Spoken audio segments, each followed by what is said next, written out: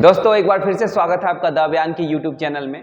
आज हम लोग ग्लैंड्स पढ़ने जा रहे हैं। बायोलॉजी का एक महत्वपूर्ण चैप्टर है, यहाँ से आपके एग्जाम में भी प्रश्न आते हैं।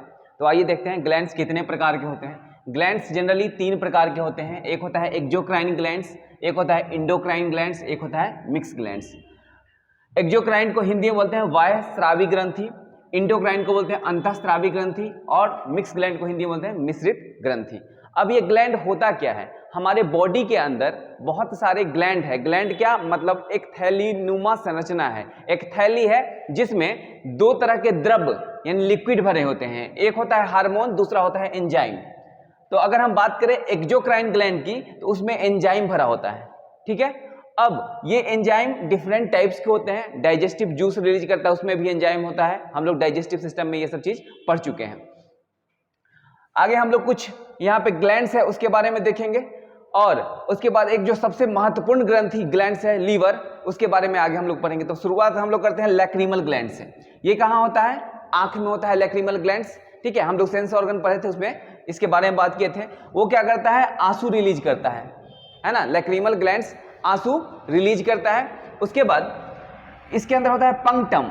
आप अपने आंख के कोने वाले हिस्से में देख सकते हैं, छोटा सा एक मांस होता है, मांस का टुकड़ा होता है, उसको बोला जाता है पंक्टम। पंक्टम क्या करता है? आंसू को रोकने का काम करता है, आपके आंसू को रोक के रखता है। कभी कभी आप देखते होंगे कि आंख भर आया है मगर आंसू नहीं निकलता है, वो क्या करता है? पंक्टम करता है। साथ ही साथ जब आप रोना शुरू कर देते हैं, आंसू निकलना शुरू हो जाता है, तो कुछ ट्रांसफर कर देता है हमारे नाक में भी। तो रोने के बाद आंख से तो आंसू निकलता ही है, नाक से भी आंसू निकलना शुरू हो जाता है, ये आप फील कर सकते हैं।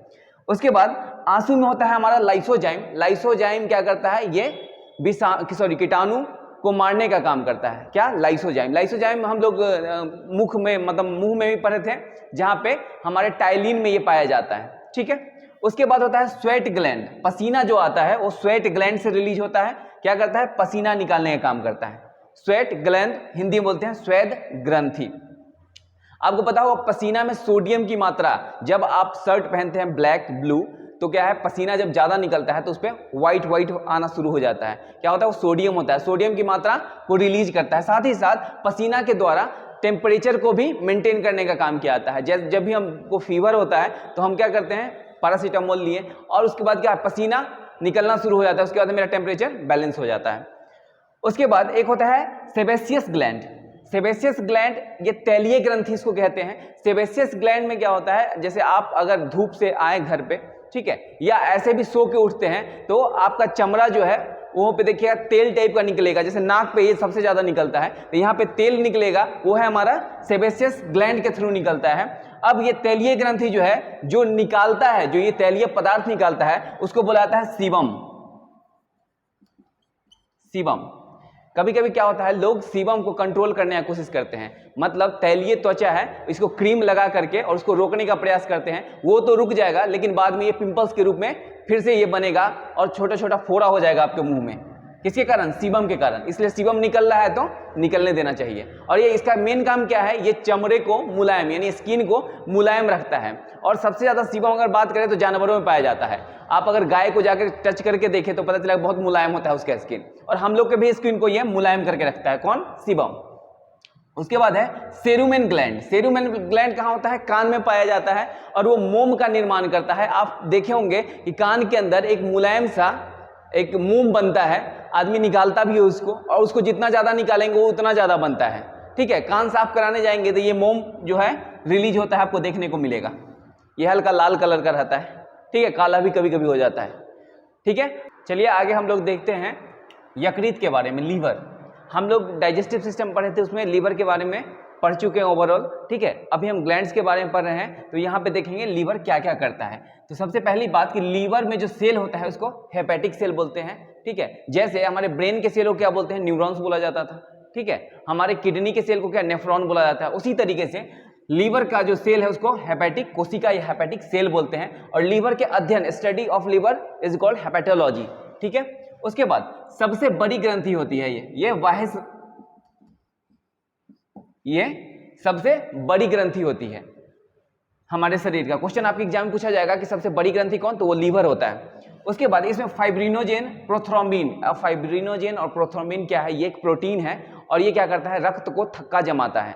ब्लड क्लॉटिंग में हेल्प करता है। जैसे हाथ कट गया तो क्या है, ये एक्टिव हो जाता है जिसके कारण ब्लड क्लॉटिंग होता है। लेकिन यहाँ पे एक हिपेरिन है, एक्चुअली ये अंदर भी जम सकता था ब्लड, लेकिन हम कितने भी ठंडे प्रदेश में चले जाए, कितना भी ठंडा पड़े, हमारा ब्लड नहीं क्लॉट हो सकता है। क्यों? क्योंकि हमारे ब्लड में हिपेरिन है, और हिपेरिन ये ब्लड को क्लॉटिंग होने से रोकता है। किसके अंदर? हमारे शरीर के अंदर। बाहर हो सकता है, क्योंकि बाहर अगर हवा लग जाए हिपेरिन में तो ये काम करना बंद कर देता है। तो वहां पे ये दोनों प्रोथ्रोम्बिन और फाइब्रिनोजेन काम करता है। ठीक है, उसके बाद बहुत इंपॉर्टेंट, बिलीरुबिन। बिलीरुबिन का निर्माण कौन करता है? लीवर करता है। बिलीरुबिन क्या है? एक पिगमेंट है पीले कलर का। जैसे हमारा जो ब्लड है वो लाल होता है हेमोग्लोबिन के कारण, उसी तरीके से यहाँ पे एक बिलीरुबिन रिलीज कर रहा है लीवर, और वो पीले कलर का होता है। इसका बहुत ही कम मात्रा हमारे शरीर को चाहिए। ठीक है, अब जब ये ज्यादा रिलीज करना शुरू कर देता है तो हमारा पूरा स्किन जो है पीला हो जाता है, आंख पीला हो जाता है, यूरिन पीला हो जाता है, और एक बीमारी होता है जिसको हम लोग बोलते हैं पीलिया या जॉन्डिस। जॉन्डिस बीमारी हो जाता है। ठीक है, किसके कारण? बिलीरुबिन की मात्रा जब हमारे बॉडी में ज्यादा हो जाएगा तो। अब जब बिलीरुबिन और भी बढ़ना शुरू हो जाता है तो हमारे खुद के लीवर के सेल को डैमेज करना शुरू करता है, और हमको एक और खतरनाक बीमारी होता है जिसको बोलते हैं हेपेटाइटिस। हेपेटाइटिस के बारे में आप जरूर सुने होंगे। ये होता है ए, बी और सी। हेपेटाइटिस ए ठीक ठाक बीमारी है, इलाज पॉसिबल है। बी जो है उससे थोड़ा ज्यादा खतरनाक है, और सी एकदम कहानी खत्म है, सी का इलाज पॉसिबल नहीं हो पाता। उसके बाद अमोनिया को यूरिया में बदलने का काम कौन करता है? लीवर करता है। अमोनिया को यूरिया में बदलता है। अमोनिया भी बहुत ही खतरनाक मटेरियल है जो हमारे बॉडी के अंदर आता है, अगर रह जाएगा तो आदमी खत्म हो सकता है। उसके बाद यूरिया में बदलता है, और किडनी में हम लोग पढ़े थे कि यूरिया को जो है यूरिन के थ्रू ये बाहर निकाल दिया जाता है। किसके द्वारा? किडनी के द्वारा। उसके बाद ग्लूकोज को ग्लाइकोजेन में बदल करके रखता है, यानी एनर्जी के फॉर्म को, एनर्जी ग्लूकोज है इसके फॉर्म को ग्लाइकोजेन में चेंज करता है और अपने पास रखता है। कौन? लीवर।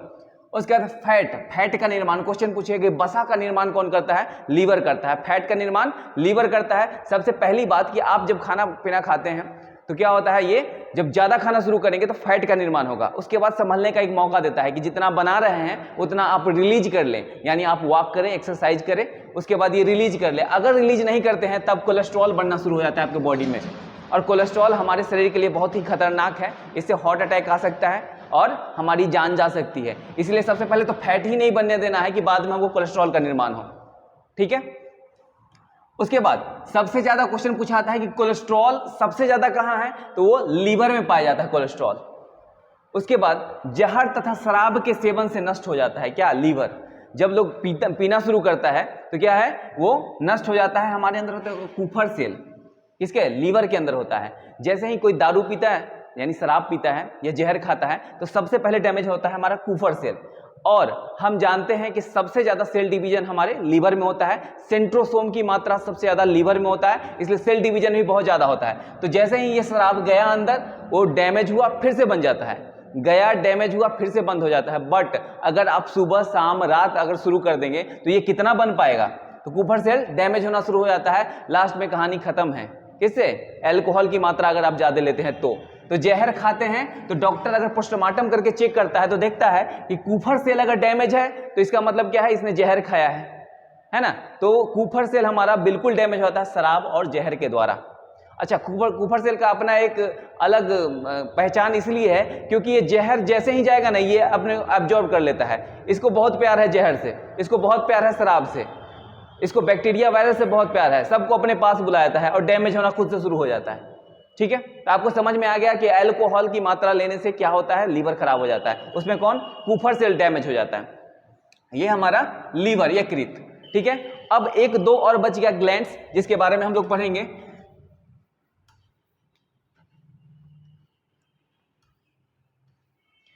गैस्ट्रिक ग्लैंड हम लोग ऐसे पढ़ चुके हैं डाइजेस्टिव सिस्टम में। गैस्ट्रिक ग्लैंड, गैस्ट्रिक ग्लैंड क्या था? ये एंजाइम रिलीज करता है जिसमें क्या क्या क्या था? पेप्सिन और रेनिन रिलीज होता था। पेप्सिन क्या काम करता था? ये प्रोटीन को पेप्टॉन में तोड़ता था, प्रोटीन को पेप्टॉन में तोड़ता था, और रेनिन दूध का पाचन करता था।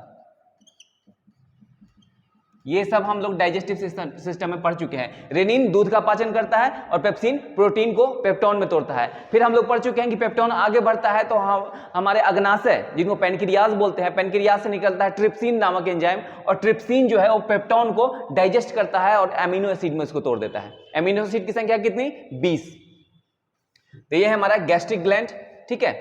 उसके बाद सैलिवरी ग्लैंड।